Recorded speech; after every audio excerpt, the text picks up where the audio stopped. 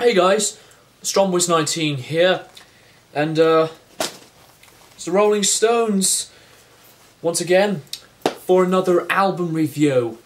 So yeah, this is the review on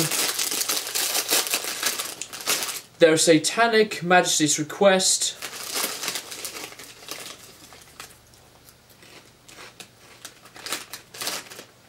By the Rolling Stones. This is the follow-up to Between the Buttons, which came out in 1967, and this album came out the exact same year as Between the Buttons.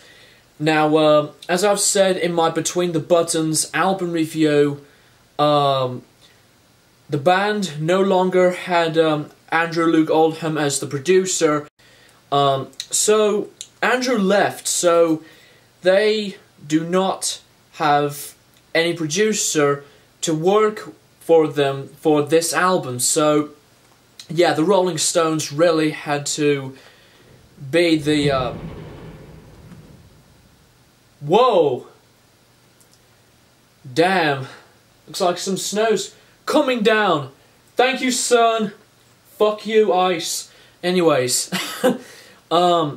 So the Rolling Stones really had to be the producers themselves, like I said, and being producer can be, you know, very hard work, and it can be, you know, twice the work than just making music for any album. Sorry guys, I'm hungry. Quavers. You know cheese is great for you, right? Anyway, let's continue on. And, yeah, this is definitely not one of my personal favourite albums. I'm not saying that the album is just terrible or anything. It is surprisingly decent.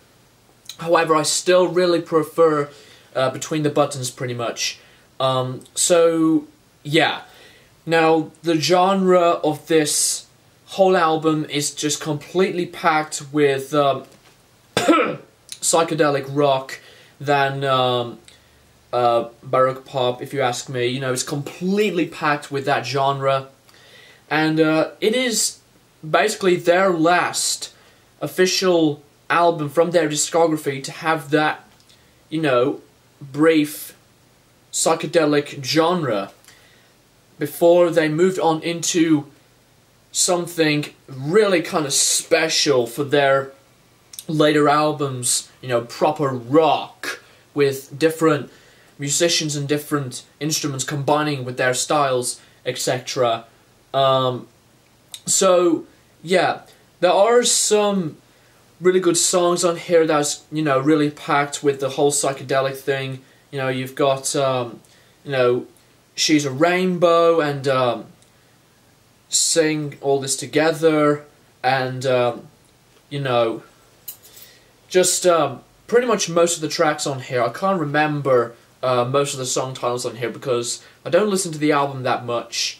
And once again, the band really did work hard, especially, you know, Brian Jones has been working with other instruments, with some other people, you know, just like he really worked hard on Between the Buttons with different combinations of instruments, combining the musical style of psychedelic and baroque pop into one with the predecessor album. The musical style is really much more different than their last album, and it is good, you know, because bands at this point really had to experience with different genres, and it's just like the Beatles, you know, first they were from an original pop group into something really special for their later albums, you know, from albums like Rubber Soul to Let It Be, and it's just like, you know, other bands. You know, people had to experience different genres and they can really work outstandingly cool with their own original sound and putting in some different pieces of instruments to make the music really much more like a different genre. And it's just like a combination between a different genre and their same normal original sound of music combined into one. And you know, it can really work brilliantly. And you know, when this album came out, it's still you know, pretty high by the charts, and it had some good reception. Some people might just prefer, you know, this album besides Sgt. Pepper's Lonely Hearts Club Band by the Beatles, and some people, you know, prefer Sgt. Pepper than this album. Well, you know, considering their Satanic Majesties request and Sgt. Pepper's Lonely Hearts Club Band together, I will still say that Sgt. Pepper is just, you know, billions better than this album.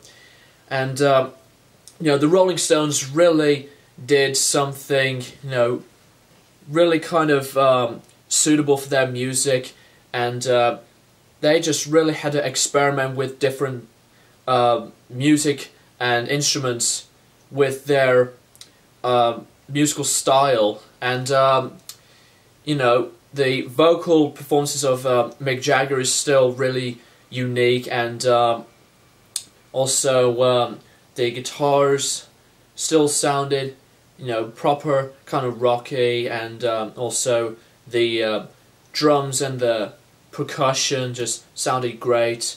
The whole album in general is just you know, a decent attempt of this whole discography, and it's kind of like a grower album to me. And you know, when I first listened to this album, I really just did not like it that much.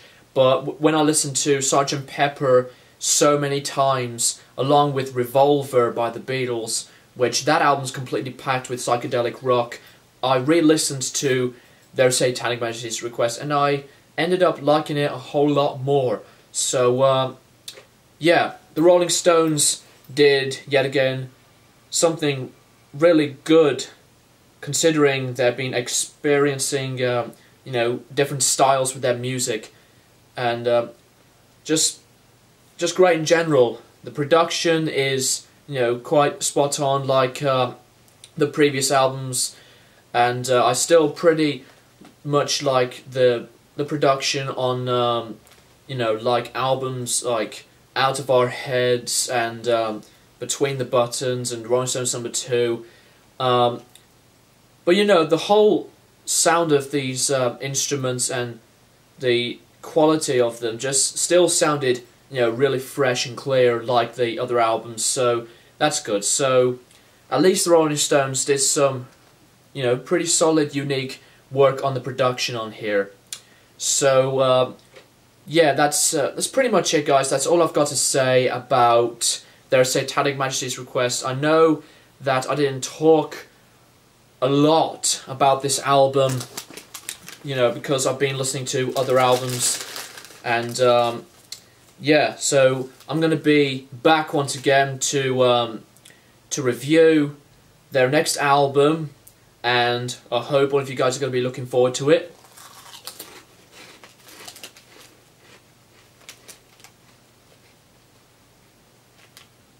Sorry guys, I have to wait. So, yeah, anyways, I'm going to give their Satanic Majesties request by the Rolling Stones an 8.5 out of 10. So, thanks for watching, guys.